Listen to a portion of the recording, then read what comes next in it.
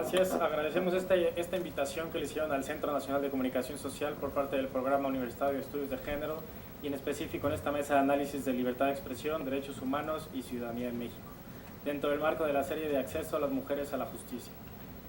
La libertad de expresión es piedra fundamental de las democracias, es algo indispensable, desde como lo vemos en CENCOS, es parte de procesos. La comunicación es un proceso donde se integran a través de la interacción, se construye la ciudadanía. La ciudadanía no solamente como esta parte de actores simplemente con derechos civiles y políticos que nada más ejercen el voto, sino también son responsables y tienen una responsabilidad, como ya lo han apuntado anteriormente, de exigir y demandar el respeto a los derechos humanos.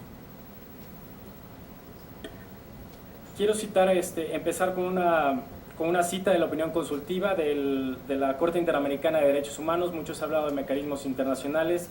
México está adscrito al sistema interamericano y por ende tiene responsabilidades ante el tema de libertad de expresión, tanto mecanismos, acceso a medios como legislación. La libertad de expresión es una condición para que la comunidad, a la hora de ejercer sus opiniones, esté suficientemente informada. Por ende, es posible afirmar que una sociedad que no esté informada no es plenamente libre. Esto creo que es contundente, este enunciado. Es fundamental la libertad de expresión. No solamente se ha hablado mucho sobre el tema de agresiones a periodistas, porque también es un tema muy grave que se está viviendo actualmente, pero la libertad de expresión no es únicamente de la profesión de los periodistas. La libertad de expresión abarca a toda una sociedad. Entonces, se ha hablado muchísimo. Nosotros desde el Centro Nacional de Comunicación Social, CENCOS, también hemos denunciado desde los 70s esta situación contra agresiones a periodistas, porque la libertad de expresión no es únicamente individual, tiene un carácter dual. Es individual por el periodista que callan, que censuran, que se autocensura también, y el derecho que tiene la sociedad a saber esa información. El ejemplo muy claro que, bueno, ya se comentaban así lo brevemente, el narcotráfico. ¿Qué pasa con los medios? La autocensura. Lo dicen abiertamente porque no hay garantías para que el ejercicio de la libertad de expresión y libertad de prensa en México. Entonces, se ha tenido que llegar a este extremo. En algún caso, alguna autoridad mexicana dijo que estaba bien la autocensura, o sea, que era una medida de protección. Bueno, ¿qué pasa con esto? El Estado mexicano tiene que garantizar este derecho. No solamente se tiene que hacer un lado y decir es el crimen organizado y todo pasa hasta una dependencia que se dedica al crimen organizado. No, esto va muchísimo más allá, tiene obligaciones, y no solamente en el sistema interamericano al que está adscrito, no solamente contra funcionarios, sino también a terceros particulares, y dentro de esto cabe el crimen organizado. También es importante recalcar el hecho de que, bueno, la libertad de los periodistas de prensa, las situaciones laborales, todas estas condiciones que llevan a la vulnerabilidad de este derecho del ejercicio profesional es fundamental para una sociedad democrática, porque no solamente existe las responsabilidades del Estado y las instancias que crea para la libertad de prensa, no solamente lamentablemente el tema se está jalando muchísimo a la libertad de prensa. No digo que esto esté mal, sino bueno, es más amplio, y hay 3 instancias de protección a periodistas. Como ya se ha mencionado, muchos casos, como la Fiscalía Especial, solamente atiende casos del fuero federal, no del fuero común. Hay casos de impunidad gravísimo. Ya se habló el caso de Brad Will. El caso de Brad Will, un periodista estadounidense de un medio alternativo, asesinado. Hasta la fecha estaba en el fuero común, se llevó al fuero federal, se empezó la investigación, la familia tuvo que intervenir, tuvo que venir una comisión de un peritaje, o sea, alterno, como apoyo a la Fiscalía, que depende de la Procuraduría General de la República, y hasta la fecha no hay nada. Otro grave caso de impunidad, y sobre el cual la CNDH, la Comisión Nacional de Derechos Humanos, acaba de pronunciar, es el caso de Roberto García Morán, un periodista, el director del diario El Mañana. Fue asesinado en el 2004, y ahorita la CNDH acaba de decir que en el proceso hubo irregularidades. Entonces, ¿qué podemos esperar si de por sí los periodistas son los más visibles? Si actualmente los crímenes contra periodistas son los más que están en la agenda, si a ellos se les vulnera el derecho de libertad de expresión, ¿qué puede esperar la ciudadanía en general? Los movimientos sociales, las organizaciones civiles y el ciudadano a pie, común y corriente. ¿Qué podemos esperar si esto es un mensaje muy claro? O sea, no solamente se acalla al periodista, sino a toda la sociedad en general.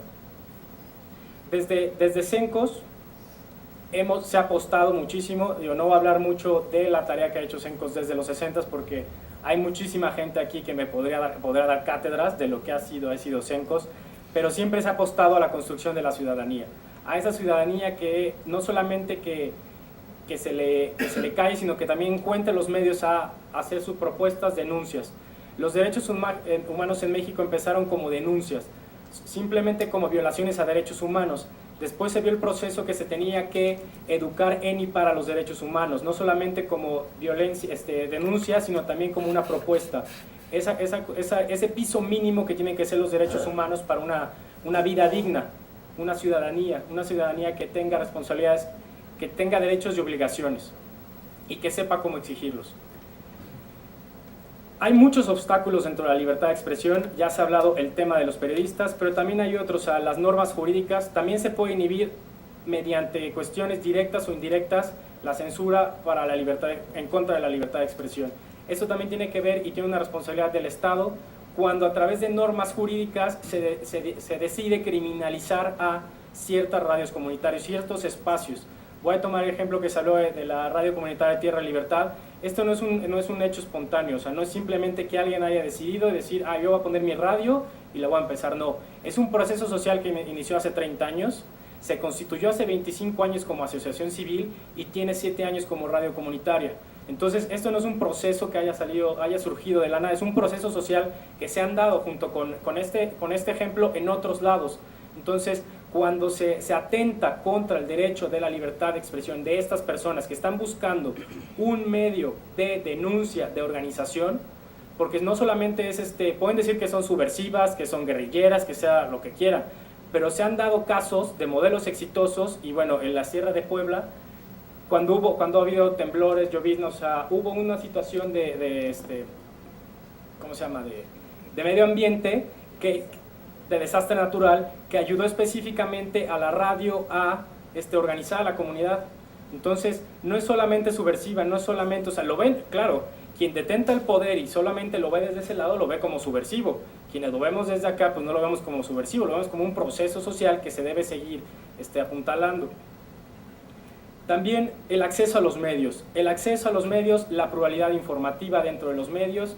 O sea, si la legislación simplemente limita, o sea, una radio comunitaria no puede conseguir los permisos, o sea, Aleida ya habló un poco de estas radios que en algún momento se pudo tener el permiso, la concesión, la figura jurídica para transmitir legalmente. De esas 11 hay muchísimas más atrás, muchísimos procesos atrás que no han podido llegar a esto. Esto se ha dado por una presión también, tanto de nacional, organizaciones nacionales como internacionales. Entonces ahí apuntala muchísimo los procesos sociales de las organizaciones, no solamente sociales y civiles. Es fundamental esta lucha que hay que seguir dando. También,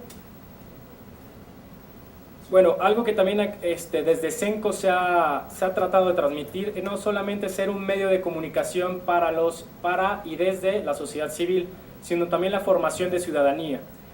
Algo que me llamó muchísimo la atención dentro de esta serie de acceso a las mujeres a la justicia es de que hubo un movimiento, la reivindicación de los derechos de la mujer, quien fortaleció y apuntaló muchísimo este proceso de ciudadanía. En México desde mediados de los 50 se logró el voto a las mujeres, se logró que votara, digamos que en materia legal, pero los espacios de representación aún están muy limitados. Entonces se sigue dando el caso de que la mujer se encuentra muy limitada, aunque haya cuotas de género, que se ve como casi una prerrogativa. O sea, esto es, si las mujeres son la mitad de la población, tendrá que haber muchísimo más representatividad, tanto en espacios de elección ciudadana. Entonces, como les platicaba un poco, ¿cómo vemos esto desde Cencos? Hemos apostado hacia varios niveles, tanto apuntalar a procesos legislativos, denuncia nacional e internacional, articulaciones, tanto con organizaciones mundiales, regionales, internacionales, de diferente índole, tanto gremiales como de periodistas, como que buscan temas específicos como derechos humanos. Y desde ahí se ha hecho una barrera, una trinchera de lucha para defender la libertad de expresión. También a lo largo de la historia de Cencos se ha visto los procesos de comunicación tanto populares como civiles, como ahora lo que platicábamos un poco, que mencionaba Lucía, esta sistematización de la experiencia de Sencos como la comunicación social estratégica. No solamente vemos que la comunicación es un proceso, sino que también es un derecho a través de la libertad de expresión, pero muchas veces la gente, los movimientos sociales, civiles, no tienen acceso a esto, no saben cómo acercarse. Entonces, existe la dicotomía entre los medios de comunicación y la sociedad civil. Entonces, si se agrede un medio de comunicación, dicen, bueno, es un medio de comunicación, y la frase que siempre se utiliza es, ellos se lo buscaron. ¿Quién sabe en qué andaba metido? O a lo mejor, y lo que se empieza también, y ni siquiera era periodista, ¿no? A lo mejor era comunicador, no, es un lío de faldas, no, si es mujer, también hemos visto dentro de la documentación que las agresiones a mujeres son muchísimo más psicológicas y a los hombres más físicas. Eso también es una tipología que se va dando, ¿no? Es también una manera de represión, que eso apenas estamos acercándonos al tema del registro de documentación, que aunque ya se había hecho anteriormente, ya se está especializando más. Eso como tema, y también la difusión. Nosotros, a través de fortalecer los procesos sociales con el uso de medios, del acercamiento tanto a medios de comunicación masivos como la generación de medios de comunicación alternativos y propios, es fundamental. Hemos acompañado desde los inicios de Sencos procesos sociales desde Centroamérica, mexicanos, Oaxaca, Atenco. Vemos ahora que también hay una criminalización contra los movimientos sociales. Entonces, lo importante que hemos platicado con ellos es establecer y poner en el centro de los medios no solamente las denuncias, sino también las propuestas que tienen, porque como ciudadanos también exigen algo, porque también a través de la vulneración de sus derechos están exigiendo y demandando algo, pero también atrás traen una serie de propuestas.